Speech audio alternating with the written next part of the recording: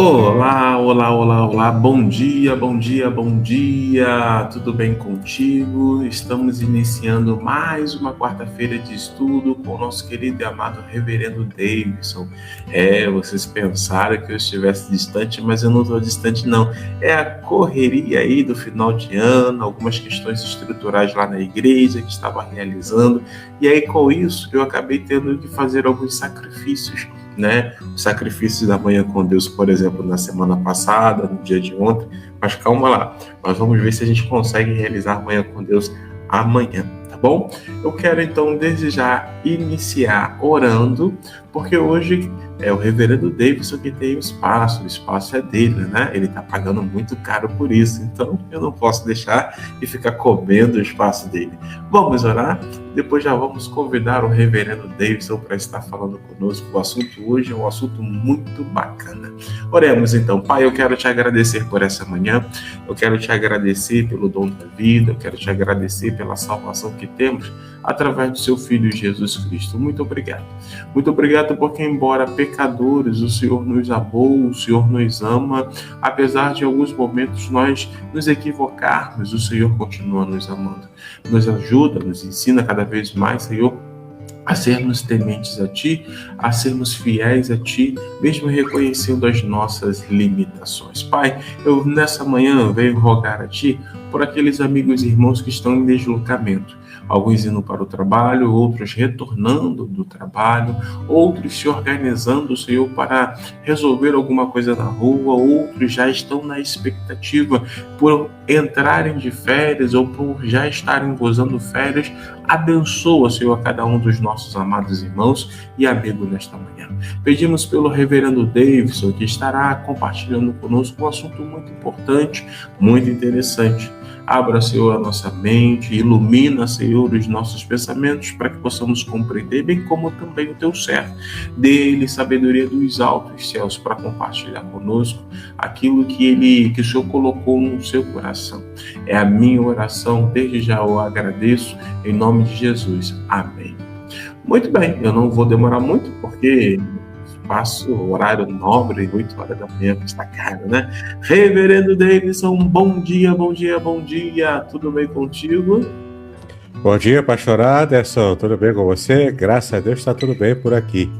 Joia, joia, joia. Fiquei sabendo que você está de férias, aí você vai pegar o seu helicóptero para ir lá para Angra dos Reis, passar as festas natalinas, é isso mesmo? Na verdade, eu vou pegar o jatinho particular e vou lá para Miami, né? Eu acho Você vai para Miami. Férias internacionais agora estão na crista da onda, né? Entendi. É melhor, né? Melhor conhecer outra cultura. Isso é bom, isso é bom. Meu amigo, como eu sei que está tudo aí já agendado e a gente não pode estar atropelando o tempo, eu vou sair de fininho, fique bem à vontade. Hoje nós vamos pensar, refletir, conhecer sobre os segredos revelados do Natal. Tanta coisa bacana está surgindo aí. Então esse espaço é teu, eu saio, mas eu estou aqui, tá, nos bastidores virtuais. Deus te abençoe. Muito obrigado, pastor Aderson. É sempre bom estar aqui com vocês para falarmos da palavra de Deus, né, de um modo geral. E sempre começamos a falar sobre literatura. Então já temos aqui a tela. Estamos aqui tratando de literatura, né? Como sempre, você consegue achar as minhas obras lá no site da Wiclap, wiclap.bio/Davidson Pignon, Davidson.Pignon. Então você consegue me achar aqui, ó. Você vê aqui todo o meu conteúdo, né? E eu quero indicar nesse final de ano, nesse Natal, final de ano, eu quero indicar para vocês alguns livros interessantes que têm a ver com o que eu produzi até esse ano, né? Então, tem uma obra aqui que está quentinha ainda do forno. Por exemplo, O Cheiro das Águas é um livro devocional que fala sobre avivamento pessoal. São vários textos devocionais para a sua meditação cristã, tá? Então, se você gosta de avivamento pessoal, esse é o livro que vai te ajudar a ter essa visão, né, das águas para a sua vida. Lembrando que na Bíblia, água é avivamento e fogo é juízo. tá? Você vai entender isso aqui claramente aqui nesse livro, O Cheiro das Águas. Tem também um livro específico para mulheres, um belo presente de Natal para sua esposa, para sua filha, para sua mãe, para sua avó, Guardadas pelo Amor, tá? Aqui é um livraço especialmente para mulheres, quando eu falo aqui do cuidado de Deus em guardar e proteger a mulher, muitas vezes no seu estado de vulnerabilidade emocional, tá? É um livro impactante para a mente feminina. Então, Guardadas pelo Amor, descobrindo a inexpugnável proteção divina. Para você, mulher que deseja presentear ou ser presenteada, quem sabe dar um presente a si mesma, né? Nesse final de ano, nesse Natal.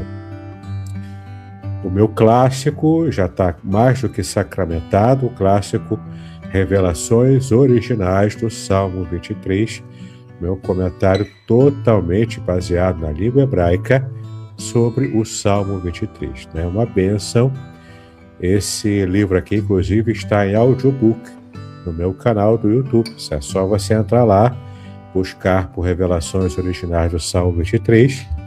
Tem vários vídeos ali, uma playlist imensa, inclusive o audiobook do livro completo ali para você ouvir e conhecer esse livro aqui, que é uma bênção para a vida de muitas pessoas. O meu livro sobre o Salmo 91, Proteção Divina no Curso da Vida, conheça as revelações originais do Salmo 91. A mesma pegada, totalmente em hebraico, trabalhando palavra por palavra, versículo por versículo. E agora, finalmente, você vai conhecer a mensagem do Salmo 91, e não apenas o poder deste Salmo, quando você medita nele e deixa ele aberto, né? Muitas vezes na sua casa aí. Além do sofrimento, a disputa pela integridade no livro de Jó, um livraço que é o meu comentário sobre Jó. Aqui, infelizmente, não deu para fazer palavra por palavra, versículo por versículo, à luz do hebraico, mas são os principais temas do livro de Jó, comentados aqui, né, com muita propriedade e muito conteúdo. São mais de 400 páginas com comentários sobre o livro de Jó. Então, vale a pena você conhecer, além do sofrimento.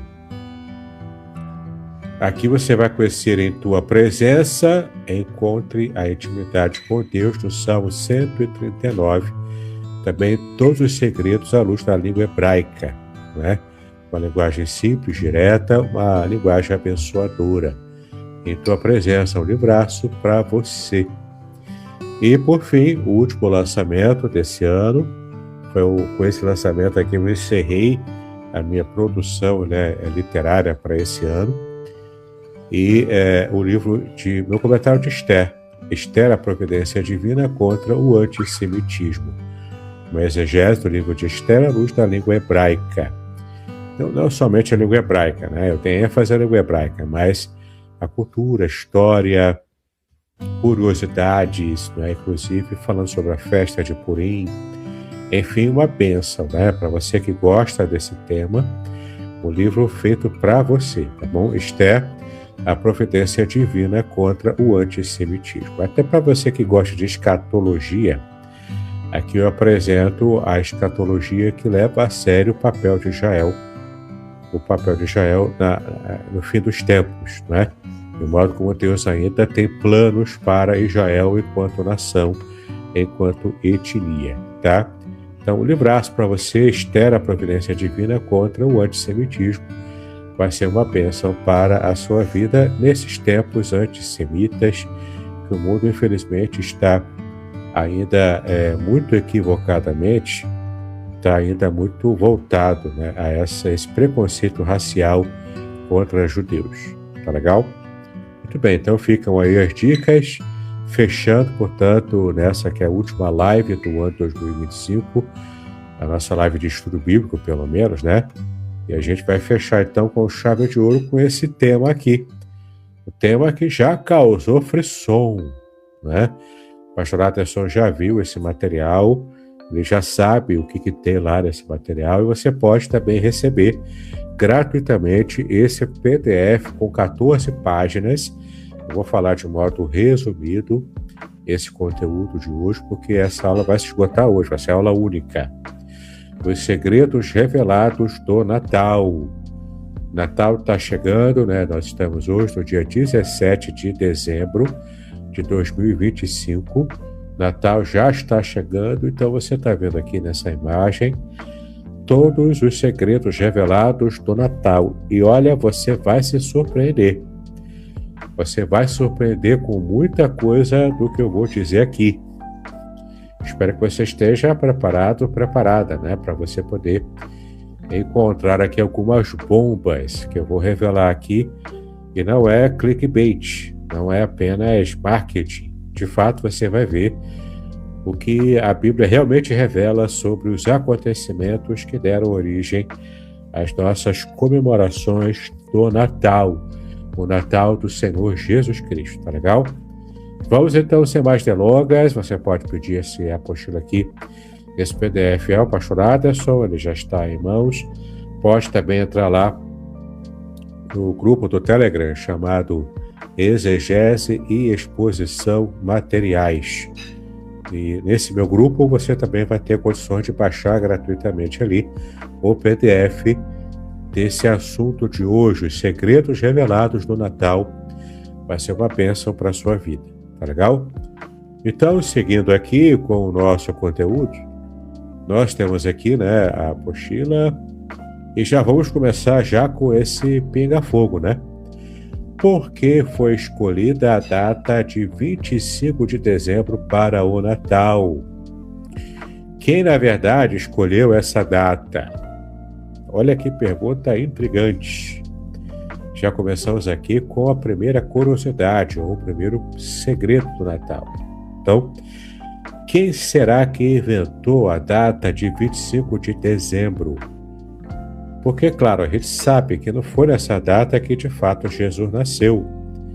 Se você achava que era 25 de dezembro, meu irmão, minha irmã, você está mais por fora do que... Enfim, eu ia fazer uma piadinha aqui, mas não veio nada na mente, né? Então, você está muito por fora se você acha que 25 de dezembro foi a data real do nascimento de Jesus, né? Não foi. Então, por que escolher a data de 25 de dezembro e quem escolheu, né? Bom, vamos ver aqui, ó. A Bíblia não informa a data do nascimento de Jesus. Aqui também está muito claro, né? Não há uma informação clara, direta da Bíblia sobre a data. O que há na Bíblia é informações sobre como aconteceu, tá bom? Tanto de informações resumidas quanto informações mais completas também. E você vai ver aqui o quanto às vezes a gente entende errado alguns detalhes sobre o nascimento de Jesus, mas estão lá, né? Os detalhes estão ali. A gente é que muitas vezes não percebe. Agora, sobre a data, a Bíblia não fala. Ela dá algumas pistas que a gente vai ver aqui na aula de hoje. Você vai ter uma noção bastante aproximada de qual a provável data ou a provável época do nascimento de Jesus, tá legal? Bom, 25 de dezembro foi oficializado no século IV depois de Cristo em Roma, tá bom? Então, o século é esse aqui, o século IV depois de Cristo, claro, né? E lá em Roma, então foi uma criação romana, que não tem nada a ver com religiosidade cristã, tá bom? Tinha a ver com os interesses de Roma em marcar 25 de dezembro. Vamos entender aqui a provável intenção de Roma, que era o quê? Cristianizar festas pagãs romanas, que eram as festas, duas festas romanas, que eram muito pagãs, inclusive, né? Por exemplo, o culto ao Sol Invictus. O Sol Invicto é o sol que não foi vencido, é o sol que está sempre vencedor, né? Então, os romanos adoravam o sol, que era uma divindade para eles, e o Sol Invictus tem a ver com esse sol que sempre vence. Então era um culto pagão romano, que era justamente no dia 25 de dezembro, a adoração a esse deus romano, né, o Sol Invictus, essa divindade. E também havia as Saturnálias. Saturnálias eram festas em honra ao deus Saturno, por isso o nome Saturnália, que de fato se tornou o que hoje conhecemos tanto como Natal, quanto também, misturado agora com a ideia dos bacanais romanos, se tornou o Carnaval, tá bom? A Saturnália em especial, o Natal, que era também 25 de dezembro, né? E os bacanais, que eram festas de orgia romana, tanto orgia de comida, de bebida, né, quanto também orgia sexual da mais depravada possível, que se fazia na época romana. Então, os bacanais deram origem ao carnaval, que nós conhecemos bem aqui no Brasil, e a Saturnália, que era uma festa em honra ao deus Saturno, que também era uma festa pagã e bastante repleta de orgias também, que era justamente no dia 25 de dezembro. Então, no século IV, o Império Romano já havia tornado o cristianismo a religião oficial do Império Romano, já oficializou. Então, tinham que tirar aquela pecha de festa pagã dessa data de 25 de dezembro. Eles queriam apagar a adoração ao Sol Invictus e também apagar a prática da Saturnália, da festa ao deus Saturno. Então, para poder fazer isso, eles disseram, olha só, já que nós comemoramos e celebrávamos até agora o culto ao Sol Invictus, então vamos colocar aqui para o dia 25 de dezembro o dia do nascimento do Sol da Justiça, que é o Jesus, né? Que é o Senhor Jesus. E ao mesmo tempo a gente vai apagar a prática pagã da comemoração da Saturnália. Em vez de fazer Saturnália, a gente vai comemorar de modo cristão o nascimento de Jesus, que é o Sol da Justiça. Entendeu? Então, por isso nasceu a data 25 de dezembro. Foi para tentar cobrir, tentar apagar a influência pagã de uma Roma já agora dedicada ao cristianismo, né? Então ele queria apagar esse passado pagão da própria cultura romana. Tá legal? Portanto, eles já começaram a afirmar Cristo como o Sol da Justiça, como diz lá em Malaquias 4, versículo 2, que profeticamente se refere ao Sol da Justiça, né? Está escrito assim na Nova Almeida Atualizada. Mas para vocês que temem o meu nome, nascerá o Sol da Justiça, trazendo salvação nas suas asas. Vocês sairão e saltarão como bezerros soltos na estrebaria. Então, olha que interessante. Aqui fala sobre o nascimento do Sol da Justiça. E aqui é uma linguagem profética e metafórica, claro, trazendo naturalmente, trazendo referência a Jesus mesmo. E, é claro, ao nascimento dele, né? Agora, de modo mais amplo, é Deus visitando, né, o mundo, especialmente Israel, né, com o nascimento do Sol da Justiça, já que Israel havia falhado na prática da justiça nos moldes do que Deus esperava e havia colocado na lei do Antigo Testamento. Então, quando nascesse o Sol da Justiça, Israel saltaria como bezerro solto na estrebaria, ou seja, ficaria feliz, radiante, por causa do Sol da Justiça que havia nascido, que havia brotado, que estava agora tomando conta da nação, né?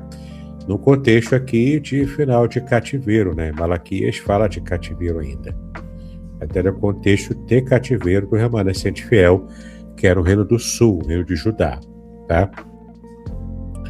Bom, então você tem aqui a profecia de um modo mais abrangente, atingindo, né, alcançando o próprio nascimento do Senhor Jesus Cristo. Então eles aproveitaram essa passagem sobre o sol da justiça e então criaram essa data 25 de dezembro com o único objetivo de apagar a influência pagã. Tá legal? Muito bem. Os primeiros registros, então, de 25 de dezembro como data do Natal aparece há cerca de 350 depois de Cristo, ou seja, no século IV mesmo, né? Foi registrada por um bispo chamado Júlio I. O bispo Júlio I, bispo católico, ele, em cerca de 350 depois de Cristo, então, ele fez o primeiro registro da data de 25 de dezembro aplicada ao Natal do Senhor Jesus. Isso aqui foi incluído, então, 4 anos depois, de 354 depois de Cristo. A data foi oficialmente incluída no calendário romano cristão. Foi em 354, tá?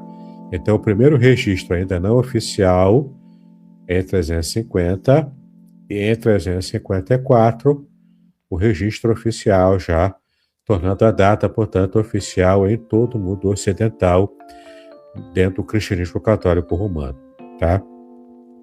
E aqui é o texto de Malaquias 4:2 que a gente já viu aqui, né? Para vocês que temem meu nome, nascerá o sol da justiça. Muito bem, então falamos aqui do porquê da data de 25 de dezembro. Quem escolheu a data e os motivos, né, pelo qual essa data foi escolhida. Acho que está bastante tranquilo da gente entender aqui. Então chegamos à segunda pergunta. Qual foi a possível data do nascimento de Jesus? Aqui começa a ficar interessante. Vamos ver aqui algumas passagens bíblicas, alguns indícios bíblicos, de modo bastante até claros, né? A gente aqui não fez a ligação até hoje. Mas olha só, temos feito essa ligação hoje, temos aqui uma provável época do nascimento de Jesus no calendário do primeiro século, tá? Ainda existindo ainda o calendário judaico misturado ao calendário romano, né? O calendário pagão romano. Então, qual foi a possível data real do nascimento de Jesus? Temos alguns indícios bíblicos. O primeiro indício: pastores estavam no campo à noite com as suas ovelhas, como diz lá em Lucas capítulo 2, versículo 8. Lucas 2:8. Havia naquela mesma região pastores que viviam nos campos e guardavam seus rebanhos durante as vigílias da noite. Então, você guarda essa informação. Pastores junto com seus rebanhos da vigília da noite. Tá bom? E esse dado aqui de baixo é muito importante para você entender o porquê que eu estou levantando esse detalhe. Porque o inverno em Israel, diferente do que é aqui no Brasil, que é um país tropical, em Israel, que é um país asiático, da parte mais para o norte, né? Nós temos ali o inverno rigoroso que inviabilizava pastoreio noturno. E em dezembro, a data de 25 de dezembro, é inverno em Israel. Cai neve, inclusive. Nesse período, é o período de inverno lá. Então, nessa parte do inverno, o Monte Hermon, lá no extremo norte de Israel, o Monte Hermon fica repleto de neve. Vai acumulando neve no Monte Hermon. Inclusive, em todo Israel, a noite é tão fria que chega a cair neve na época do inverno em Israel. É diferente aqui do Brasil, que aqui é praticamente um eterno verão, sujeito a pancada de chuva ou sujeito a frentes frias, né? Aqui no Rio de Janeiro, principalmente onde eu moro, é muito quente. Quando fica um pouquinho só frio, a gente começa a sentir, né, a gente já começa a ficar gripado, enfim, né? Começa a ter os problemas de saúde típicos desse período. É o povo da sinusite, o povo da... enfim, né? O povo da gripe aí. Bom, além disso, um detalhe importante para você levar em conta. Então, primeiro, né, eu já começo a pensar da seguinte maneira. Não foi no inverno que Jesus nasceu, porque senão os pastores não estariam no campo à noite. Era impossível isso, tá? No máximo, algum período durante o dia, tá? Para poder levar as ovelhas para pastar e beber água. Mas no inverno é impraticável isso. Bom, então, além disso, tem um dado aqui em Lucas 1:5, junto, quando você compara com 1 Crônicas 24:10, são informações que você percebe aqui que também nos dão pistas do período em que provavelmente Jesus nasceu. Por quê? Porque esses textos aqui falam que havia o turno sacerdotal de Zacarias, o sacerdote Zacarias lá do Antigo Testamento. Em 1 Crônicas 24:10 fala sobre isso. E ali a gente tem uma noção muito clara de qual era a época do tal turno de Zacarias, do turno sacerdotal do sumo sacerdote Zacarias lá no Antigo Testamento, né? Bom, vamos pensar aqui. Vamos primeiro olhar aqui. Aliás, Zacarias no Novo Testamento, né? Não era do Antigo, não. O Antigo era o Abias. Vamos pensar aqui. Lucas 1:5 fala sobre o turno sacerdotal de Zacarias, o esposo de Isabel, que era prima de Maria, não é? Então, Zacarias, portanto, o pai de João Batista. Lucas 1:5 fala o seguinte: nos dias de Herodes, rei da Judéia, houve um sacerdote chamado Zacarias, do turno de Abias. A mulher dele era das filhas de Arão, ou seja, sacerdote também, né? Da linhagem sacerdotal. E se chamava Isabel, tá? Então, você tem aqui a informação de que Zacarias, na época do nascimento de Jesus, ali depois de João Batista também, né? Também já está por nascer naquele período ali. Eles nasceram próximos um do outro. Então, Zacarias, o pai de João Batista, ele estava cumprindo o 8º turno, que era conhecido como o turno de Abias, o sumo sacerdote do Antigo Testamento, que aparece aqui em 1 Crônicas 24, versículo 10, que fala assim muito brevemente: a 7ª para Acós, a 8ª para Abias. Aqui fala dos turnos dos sumos sacerdotes.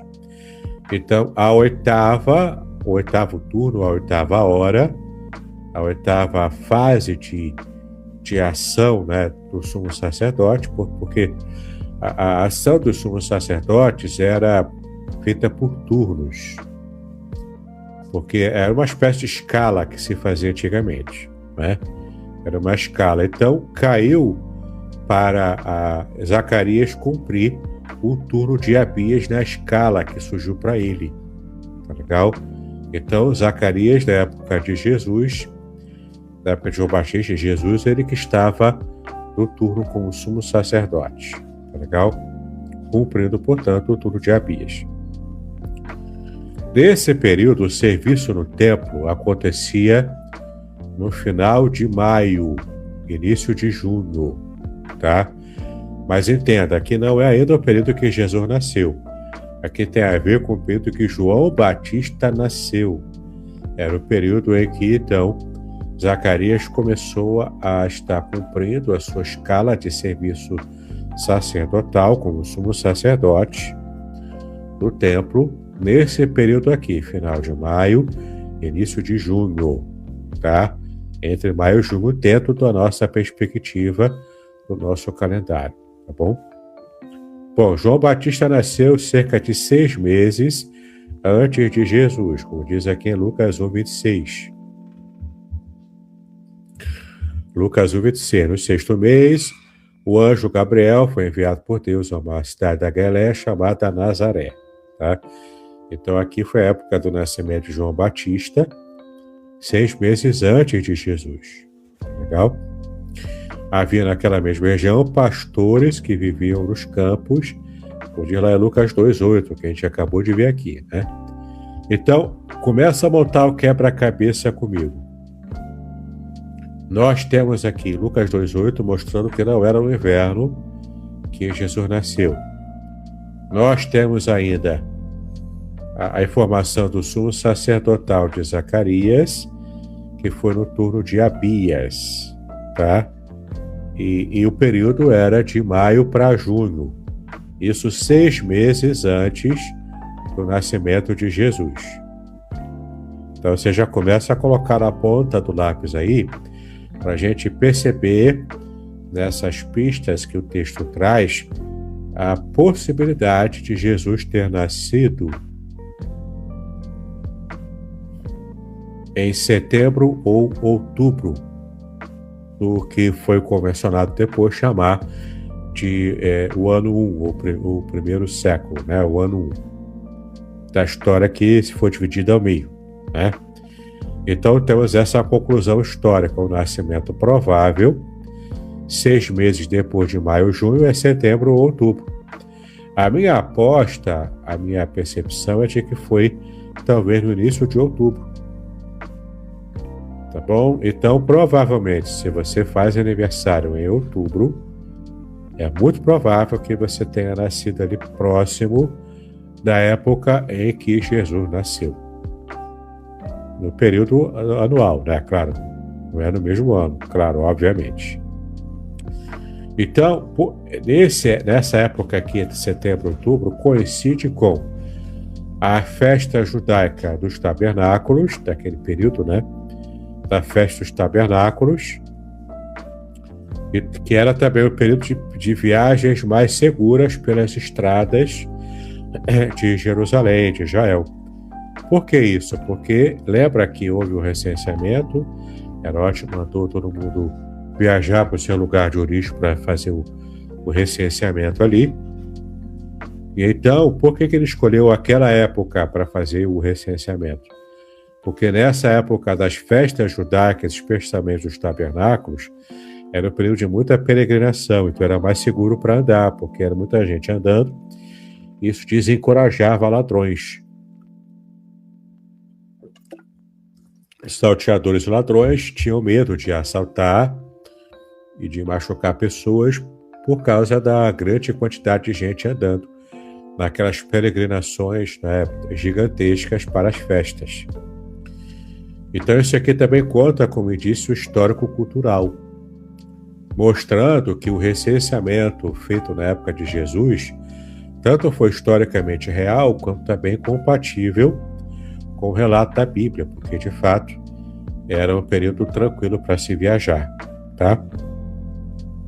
E temos confirmações também desses dados, não propriamente do nascimento de Jesus, claramente, né, mas dos dados que estão aqui, todos esses dados históricos que a Bíblia fala, né? Temos confirmações na tradição judaica, no próprio conhecimento que temos do clima da Judéia envolvendo o inverno, né? E também dos estudos arqueológicos que também comprovam essas informações que nós deixamos aqui. Então, você conseguiu entender e montar o quebra-cabeça comigo? Você tem aqui a informação da questão do inverno, o turno sacerdotal de Zacarias, o pai de João Batista, essa informação. Temos então aqui a época aproximada desse turno, o que nos situa 6 meses antes do nascimento de Jesus, que nos traz então a data, segundo o nosso calendário, de provavelmente entre setembro ou outubro do ano em que ele nasceu, coincidindo então com as festas judaicas dos tabernáculos, o que é bastante interessante também, porque lá em João capítulo 1 você vê que o texto diz que o Verbo se fez carne e habitou entre nós. Só que a palavra grega que aparece ali, é mais bem traduzida como tabernaculou. Viveu de modo temporário junto conosco. Completando também a profecia de Isaías 7,14, que diz que a Virgem conceberá e dará à luz a um filho, e seu nome será Emanuel. E Emanuel significa Deus conosco, ou seja, tabernaculando. E é muito a propósito que ele tenha nascido na festa dos tabernáculos, daquele período, porque é simbolicamente demonstrando que, de fato, Jesus habitou conosco de modo temporário, como a festa dos tabernáculos faz lembrar. Você fazia tabernáculos para viver provisoriamente durante um período naqueles tabernáculos, que eram cabanas, né? A festa das cabanas, que eram feitas de modo temporário, por causa de uma situação da saída do Egito, né? Portanto, era uma saída apressada, e o povo viajava muito a pé, então fazia tabernáculos para ter descansos periódicos ao longo da viagem longa, né? Então, veja que interessante, que detalhe interessante, que a gente não percebe, não tem nem noção disso, né? Mas fica ligado que é no final do estudo que você vai realmente explodir a sua cabeça, tá bom? Então, já estabelecemos aqui que não foi 25 de dezembro, era impossível ser. Já vimos aqui o porquê dessa data, temos dados históricos e culturais ocidentais aqui para isso. Agora chegamos aqui ao provável período real do nascimento de Jesus, tá? Temos aqui esse indicativo, o que nos deixa assim, bastante à vontade para pensarmos que, de fato, a nossa cultura de comemorar o Natal agora, 25 de dezembro, embora não esteja bem firmada historicamente, ainda assim eu acredito que não há problema em você comemorar o Natal, mesmo colocando ali a árvore de Natal, as luzes, né, as bolinhas de Natal, enfim, né? Toda a tradição natalina, inclusive comer a sua rabanada, pode comer a sua rabanada tranquilo e calmo, porque não há nenhum problema espiritual envolvendo isso. Há no máximo a inconsistência histórica, mas isso não é nenhum problema realmente sério, tá? É apenas para os nerds de plantão, né, que levam muito a sério essa questão de precisão histórica, pelo menos em termos de comemoração de festas de fim de ano, né? Não há problema algum em você comemorar o Natal, em você comemorar o nascimento de Jesus, embora não tenha historicamente nenhum respaldo para você dizer que foi 25 de dezembro. Pelo contrário, você tem muita informação para afirmar com certeza que não foi 25 de dezembro, não foi no inverno que Jesus nasceu. Muito bem, então você já está bem estabelecido essas informações aqui. Terceira pergunta. Aqui já começa a ficar explosivo, tá bom? Você vai realmente prestar atenção comigo agora, ó. A terceira pergunta da nossa aula de hoje. Por que não havia lugar para José e Maria na estrebaria? Já começo desmistificando aqui uma ideia. A palavra grega que aparece lá no Novo Testamento para hospedaria, a palavra grega é katalima. Aqui é grego, não é hebraico não, é grego, tá? Katalima. Que era um quarto de hóspedes e não uma hospedaria comercial. Aqui eu já começo a desmistificar isso. José e Maria não encontraram lugar, não era numa hospedaria que ficaria muito feliz em cobrar para receber aquelas pessoas. Não. Era um quarto de hóspedes que existia em toda a casa judaica, por mais simples que fosse, naquele período do primeiro século. Até porque na cultura judaica a hospitalidade era muito séria. Porque como era uma peregrinação contínua, era um povo nômade em muitas situações, especialmente com as diásporas, né, ao longo da história de Israel. É um povo que realmente levava muito a sério essas questões de ser hospitaleiro com viajantes. Então, todos eles tinham um quartinho específico separado para os hóspedes. Então, você já sabe que, para pensar comigo, eles foram para Belém, que era o local onde José nasceu, Maria também ali, né? São oriundos de Belém. Os ancestrais dele, porque eles são da descendência de Davi. Davi nasceu em Belém, do rei Davi, né? Então eles foram para Belém. Só que chegando lá, eles não iam pagar, eles eram pobres. Não iam pagar para alugar uma hospedaria comercial, porque não era assim. Catalima era um quarto de hóspedes dentro de uma casa da própria família. Então, para pensar comigo, eles foram rejeitados. Não é porque não tinha lugar, provavelmente. Porque dá-se um jeito, né? Mas eles foram rejeitados no sentido de não quererem, os próprios familiares de José e Maria não quiseram que eles estivessem no cômodo em especial reservado para hóspedes. Eu não estou dizendo que era isso, mas eu estou abrindo uma possibilidade. Olha, guarda bem o que eu estou dizendo. É uma possibilidade interpretativa. Não é determinante para você cravar que é isso. Mas é uma possibilidade que você fica pensando. Por que os próprios familiares de José e Maria rejeitaram recolhê-los lá no quarto de hóspedes? É possível que já tivesse mais alguém da família ali hospedado para poder fazer também o recenseamento? É possível, já que envolveu, né, toda a região ali. Embora Belém fosse uma pequena vila mesmo, era uma cidade pequena, mas isso não quer dizer que só existia a família de José ou Maria, né? Porque quem tem boa vontade dá seu jeito. Aí pode ser mesmo que tivesse outra família ali, não tivesse o mesmo lugar, José e Maria chegaram depois, é possível. Mas também é possível que haja preconceito devido àquela gravidez de Maria que não foi bem explicada. Maria entendeu bem o porquê que ela ficou grávida, porque ela recebeu o anjo.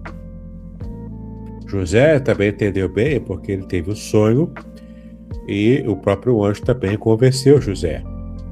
Mas o restante da família deles, na época era um tabu muito grande essa questão de os noivos terem relações antes do casamento. Era um compromisso, que era noivo na época era um compromisso como se já fosse casado. Só que não podia ter relações entre eles próprios, entre os noivos, né?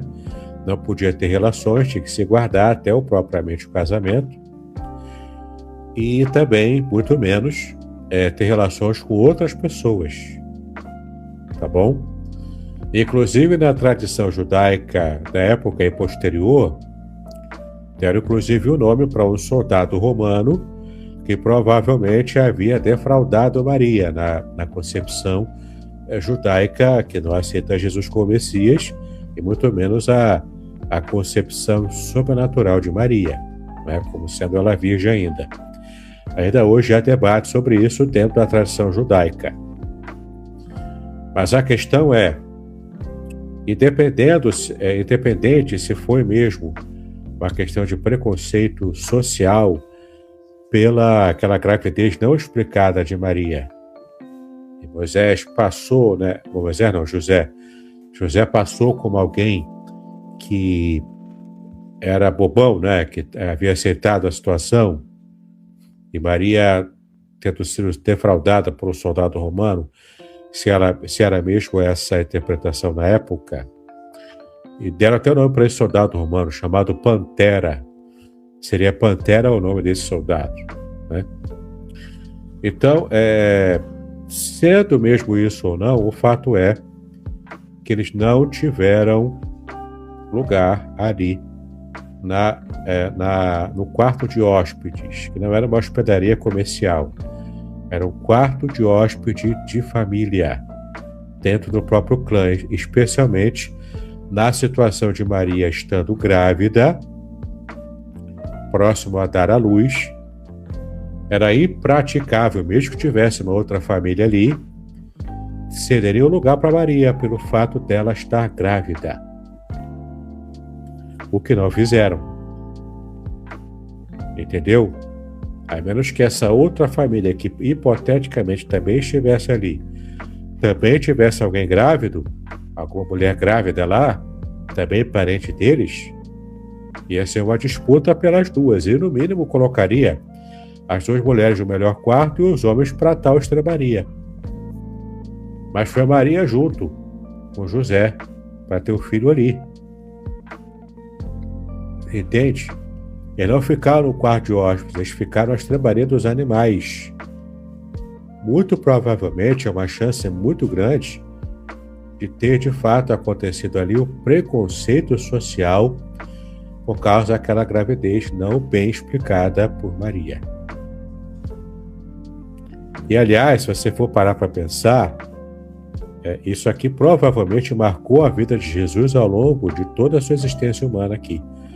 A pecha de filho bastardo, talvez tendo um pai humano, não o adotivo José, né? De fato ele não teve José como um pai biológico, mas na tradição judaica é fruto de um estupro feito de um soldado romano contra Maria. E que criaram essa história do nascimento virginal para poder tentar cobrir lá a situação social deles na época. Essa é a explicação da tradição judaica que rejeita o nascimento virginal de Jesus, né? Quando Maria sendo ainda virgem. Entendeu? Então, a gente entende assim pela profecia, a gente aceita o milagre que Deus fez trazendo Jesus ao mundo desse modo. É o grande sinal do nascimento de Jesus para mostrar quem de fato ele era, né? Ele é. Agora, que na época o povo não aceitou bem, a gente também tem isso como certeza, né? Culturalmente, eles ficaram marcados, tanto José quanto Maria, quanto também Jesus ao longo da sua vida. Tá legal? Bom, como eram as casas judaicas, a tal Catalima, né?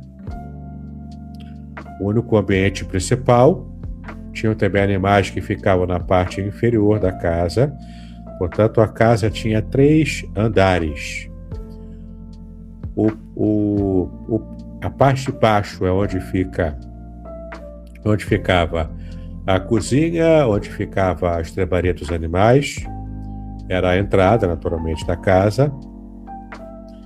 O segundo andar era onde ficavam os quartos para dormir, né? E o terceiro andar, que na verdade era o teto, era aquele teto que era um chão, né?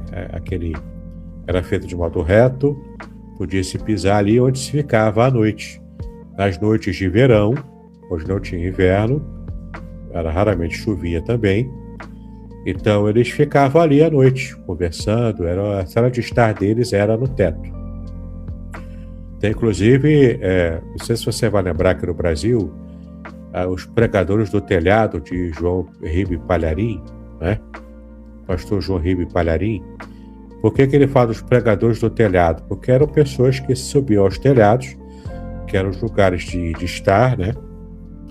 Para poder pregar e as pessoas ouvissem, porque é um lugar alto. E os arautos usavam os telhados também para pregar. E quando Jesus estava ali falando numa casa, lembra aquela passagem que eles fizeram um buraco no telhado para poder descer o paralítico? E Jesus curou? Então, era essa a situação. Era o mesmo barro, né, feito para fazer as paredes da casa, também se usava para fazer o telhado, que era o teto da casa. E se ficava ali em cima como uma parte, um cômodo da casa também. Quando você fazia jantares E Jesus, quando jantou, era no telhado da casa, entendeu? Então as pessoas que passavam ali por baixo, ali na rua, conseguiam ver claramente quem foi convidado para jantar na casa de alguém, porque era tudo feito lá no telhado. Interessante, né? Então, as casas judaicas eram assim, o único ambiente principal, os animais ficavam na parte inferior, havia superlotação familiar por causa do recenseamento. Isso provavelmente aconteceu mesmo, mas isso não explica por que Maria foi colocada no estábulo, na estrebaria, estando ela grávida. Era impraticável isso, era impensável isso na época, segundo os bons modos sociais da hospitalidade judaica. Entende?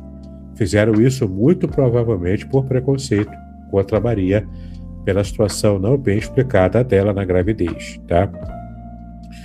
E Lucas 2,7 fala isso, né? Porque não havia lugar para eles na hospedaria, grego katalima, que é o quarto de hóspedes, tá? Seria uma tradução mais precisa para hospedaria, que é o lugar de guardar os hóspedes, né? De receber os hóspedes. Aqui embaixo você vê a imagem, como era a casa que eu descrevi para você, né? Aqui há esse ambiente aqui, que era palha, feita com toda essa coluna, né? Que era para sustentar os cômodos da casa. E o revestimento era dessa palha aqui, feita com barro. Então, aqui é a Catalima, tá? Aqui você vê, ó, a entrada, os animais, aqui os judeus, né, com os animais. Aqui você tem o primeiro andar. Aqui ficava, né, mais ou menos, era essa a disposição. Aqui ficava a cozinha. Aqui é a estrebaria. E aqui onde se guardavam os mantimentos, né? Aqui era a despensa, onde se guardavam os mantimentos. Aqui uma escadinha simples, as janelas aqui, né, dos ambientes. Aqui eram os quartos, tá bom? Um desses quartos aqui seria o quarto de hóspedes e o cômodo também, onde era o quarto dos moradores da casa. E aqui, até a escadinha aqui, né, para ter acesso ao telhado. Aqui era o telhado, que também tinha um revestimento aqui bastante firme para poder suportar os jantares que se faziam aqui, o ambiente mais social era tudo feito aqui no telhado. Entendeu? Então quem passasse aqui na rua e tivesse o jantar aqui, ele veria o jantar acontecendo aqui em cima, tá? Então, na Catalima aqui, você vê o quê? Você vê os animais sendo colocados para fora durante o dia e durante a noite eles recolhidos para esse espaço aqui que era a estrebaria. Entendeu? Então era para Maria e José, talvez, né, também, ou se não, se tivesse duas grávidas, pelo menos Maria e a outra grávida, está aqui num desses quartos aqui. É mais seguro, é mais confortável, até para ela trazer à luz Jesus, né? A criança. Mas ela teve Jesus onde? Nesse espaço aqui embaixo. Junto com os animais. Era um espaço que fedia, embora estivesse perto da cozinha, né? Mas tinha ali cocô de animais, tinha ali comida dos animais, né? Então eles ficaram aqui. Entende? Separado do restante da família. Creio eu que por motivos de preconceito social. É muito provável isso. Não posso dizer que foi isso. Não dá para dizer que foi isso, né? Mas dá para dizer que essa é uma possibilidade muito plausível, muito provável. Tá legal? Bom, aqui é um outro corte da Catalima também, né? Da casa. Você tem aqui os animais, os judeus aqui, né? Aqui é um corte das pedras, a casa com pedras. Essa aqui não é com barro, mas é com pedras, né? Aqui você tem a estrebaria com os animais. Às vezes tinha um buraco aqui. E nessa parte da cozinha, ficava aqui a manjedoura. Olha que legal, né? Algumas casas colocavam a manjedoura na cozinha, em outras casas colocavam a manjedoura na própria estrebaria em si, né? Eu acho que Jesus nasceu e foi colocado na manjedoura dentro da própria estrebaria e não na parte da cozinha. É provável também, né? Mas então tinha-se um buraco aqui na parede, em algumas casas era assim, e o animal então já sabia, colocava a cabeça ali, né, no buraco, para comer na sua manjedoura aqui ou beber a sua água, né, também. Era colocada aqui nessa parte da cozinha. E aqui, né, seria...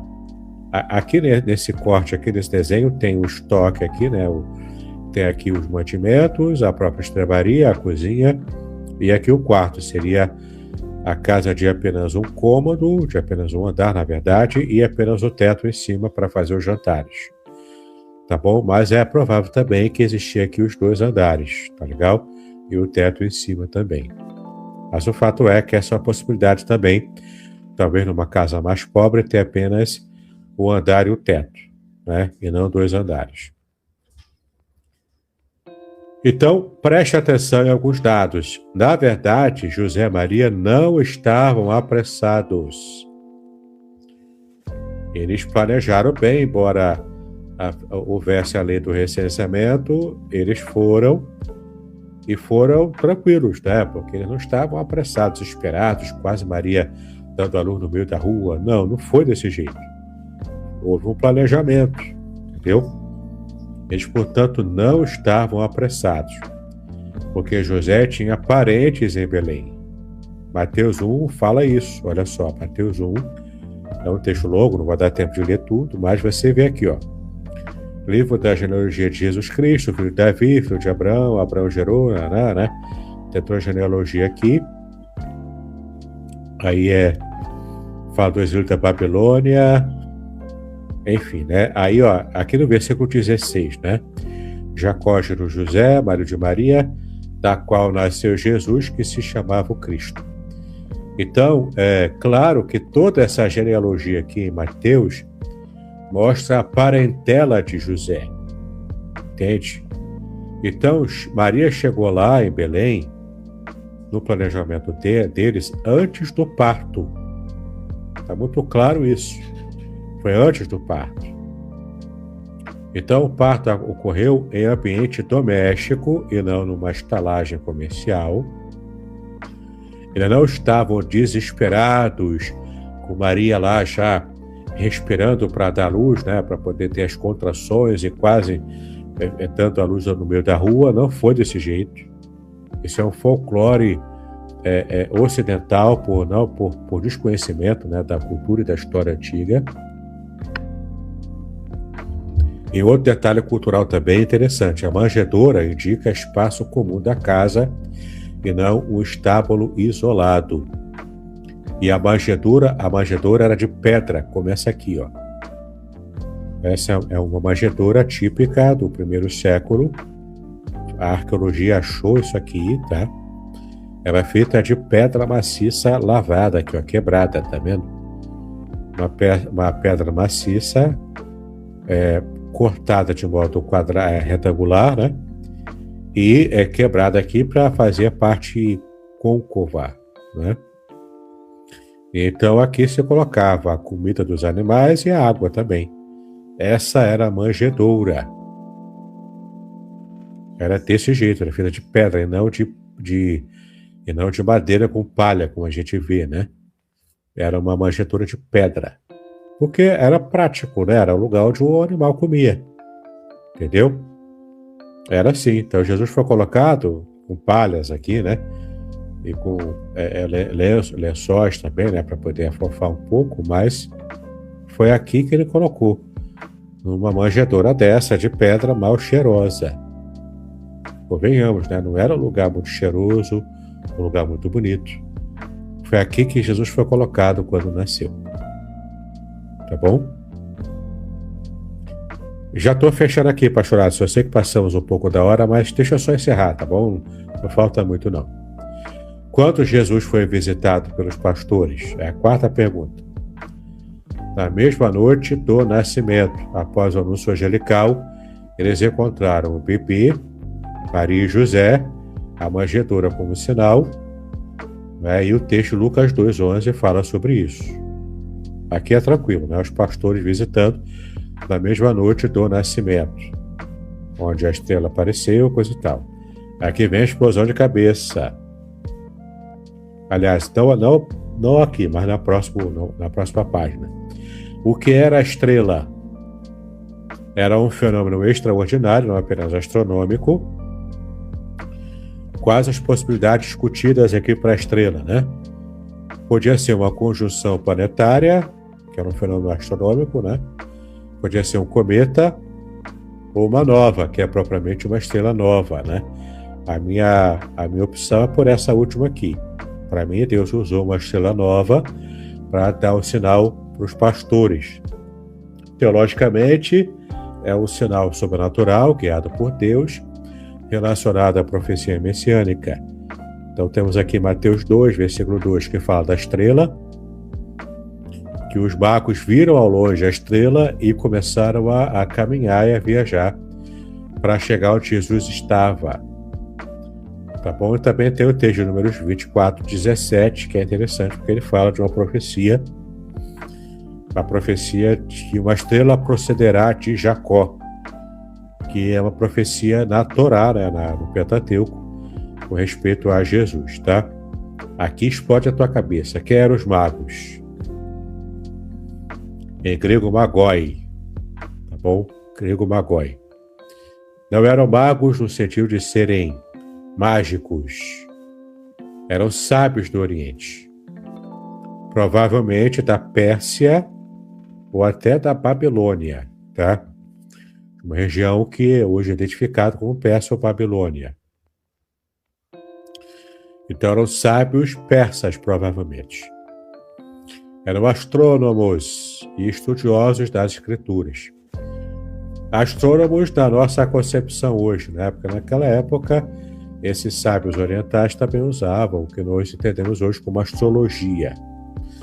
Mas para eles era mais um estudo dos astros propriamente, não para ver a parte determinativa, né, dos astros sobre a nossa vida, mas é para entender mesmo os fenômenos astrais, os fenômenos astronômicos, na verdade, né, para estudarem. A Bíblia não diz quantos magos eram. A tradição católica diz que eram 3, por causa dos 3 presentes, né, ouro, incenso e mirra. Ele deu até nome para isso, né? Baltazar, Gaspar e Melchior. A Bíblia não fala nada disso. Não fala quantos eram, não falam os nomes. Isso é coisa de catolicismo, né? Tradição católica. Eles de fato chegaram meses ou até 2 anos depois do nascimento de Jesus. Aqui quebra a principal crença ocidental de que os magos chegaram praticamente no dia seguinte aos pastores. Não foi. Meses depois, ou anos, até 2 anos. Porque eles viram a estrela que apareceu e depois se prepararam para caminhar até lá. Não existia avião, jatinho particular na época, como que o pastor Aderson costuma usar, né? A viagem era feita a pé, em camelo, cavalo ou a pé mesmo, né? Por mais ricos que fossem. Então eles levaram até 2 anos para chegar lá. Alguns meses ou até 2 anos, no máximo. Tá bom? Então os magos chegaram depois. Jesus já estava numa casa quando eles chegaram. Mateus 2:11 fala isso. Os magos aqui entrando na casa viram o menino com Maria. Então Jesus não era mais um bebê, já era um menino de 2 anos aproximadamente. E lembra que foi no contexto em que Herodes mandou matar meninos de 2 anos, de até 2 anos. Então, quando os magos chegaram, os sábios chegaram, ele já tinha aproximadamente 1 ano e pouco para 2 anos. Ele já era um menininho. Neném ainda, né? Mas é um menininho já. Entendeu? Porque, de fato, em Mateus 2,16 diz que Herodes mandou matar os meninos de 2 anos para baixo. Então, 2 anos é o número mágico, né? Para você entender que é um pouco antes disso que os magos chegaram e que também Jesus tinha de idade quando eles chegaram. E para fechar, agora sim, pastoração, eu vou fechar. Significado devocional do Natal. O Natal não é apenas uma data, é um ato redentor. Deus se encarnou não para condenar, mas para salvar. O Filho assumiu nossa humanidade. E qual foi o propósito dele fazer isso? Livrar-nos da ira justa e santa do Pai e conceder reconciliação e vida eterna perante Deus. Só não foi à toa que Jesus veio. Todo o sofrimento que ele enfrentou teve um propósito. E o propósito era nos reconciliar com o Pai. O Verbo se fez carne e habitou entre nós, João 14 fala isso, porque Deus enviou o seu Filho para que o mundo fosse salvo por ele, João 3,17, ele mesmo levou em seu corpo os nossos pecados, e 1 de Pedro 2,24 fala isso. E aqui na última página do PDF as informações de onde eu tirei tudo isso, né? Tem sites aqui, tem lugares para você conhecer os detalhes do nascimento de Jesus Cristo. Então, o nosso horário está muito avançado, não dá para abrir para perguntas e respostas, mas estamos aqui então, pastor Aderson, para a finalização da nossa live de hoje. Joia. Muitas informações importantes, né? Informações a respeito de onde ele foi buscar abrigo, né? E às vezes a gente achava que era em um local estranho, não, mas era dentro do contexto familiar, né? Isso é interessante porque traz à tona aí também alguns esclarecimentos, como por exemplo, algo que acontece hoje, mas que já acontecia já no tempo passado. A questão de as pessoas olharem não com compaixão acerca da situação, né, da Maria de estar grávida. Muito bom, eu não tenho nenhuma pergunta a fazer, porque já debrucei sobre a apostila. Na verdade, eu quero agradecer ao reverendo Davidson por esse ensinamento no dia de hoje, agradecer aqueles que estão aqui, eu sei que a Zilmar passou por aqui, a Sandra também, e outras pessoas que se conectaram, estão conectados, mas não clicaram propriamente no link, né? Que você possa clicar, que isso é muito importante. Vamos orar então, mas antes de orar eu vou pedir ao reverendo Davidson para fazer as considerações finais. Já quero desejar aos amados irmãos um Feliz Natal, porque hoje nós estamos encerrando não, se vocês não sabem, o reverendo Davidson está de férias, ele está de férias, então vamos respeitar, né, as férias deles, e nós vamos entrar de recesso. Então nós vamos retornar só no ano que vem, depois do carnaval, com o nosso querido amigo reverendo Davidson, e aí ele vai ter tempo para desfrutar das férias, depois já pensar em alguma coisa de estudos para nós no próximo ano. Então, desde já, Feliz Natal. Ano que vem, se Deus assim permitir, estaremos novamente juntos na nossa jornada, na nossa caminhada de aprendizado. Davidson, suas considerações finais, e ao final, por gentileza, ore por nós como de praxe.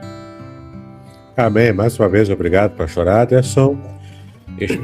Eu sei que explodi a cabeça de vocês hoje, mas espero que essa explosão de cabeça não tenha sido nada que comprometa o seu Natal, né? Vá normalmente para a sua igreja, participe da cantata de Natal, celebre o Natal em família, com árvore de Natal, com tudo que tem direito, entende? Tudo isso aí faz parte, você pode até usar as cores do Natal para evangelizar, né? Tem a cor vermelha, a cor verde, branca, tem as cores do Natal, você pode adaptar para evangelizar também uma criança, um adulto, não é? E você pode até usar o Natal para falar de Jesus para a sua família, para alguém que não é cristão, tá legal? Muito bem, então eu já quero finalizar também aqui com uma oração final, agradecer por mais um ano que vocês me aguentam aqui, né, com esses estudos. Espero que tenha sido bênção para vocês. E no ano que vem, se Deus nos permitir, depois do carnaval, a gente volta com mais uma proposta de estudo que possa ser bênção para você, tá legal? Desde já eu quero também desejar o meu Feliz Natal e então vamos entrar para esse período final de nossa oração. Pai, nós te louvamos por estarmos aqui com os teus filhos, agradecemos a Ti por mais um ano de estudos, por uma série de lives, ó Pai, de conteúdos que acredito eu estejam trazendo conhecimento, edificação espiritual e vida abundante, ó Pai, para muitas pessoas. Que cada detalhe do que vimos aqui sobre o Natal traga sobre nós, ó Pai, cada vez mais o temor em nosso coração a Ti e também o agradecimento pelo seu ato redentor na vida de cada um de nós. Assim Te exaltamos, assim Te pedimos, assim Te glorificamos e já colocamos as nossas vidas em Tuas mãos, tanto para o Natal quanto para o próximo ano também. Que seja uma bênção para a vida de cada um de nós, vencermos esse ciclo atual e nos prepararmos para o próximo ciclo que se iniciará em janeiro. Cuida de cada um de nós, nos abençoa. Assim Te agradecemos e pedimos em nome de Jesus, hoje e para todos sempre. Amém e amém. Amém. Um excelente final de semana para todos vocês, embora o final de semana só comece a partir de sexta-feira. Mas pensando aí na questão do reverendo Davidson, tá bom? Shalom e mais uma vez minha gratidão, reverendo Davidson e sua esposa. Obrigado, pastor Adson. Shalom e Feliz Natal.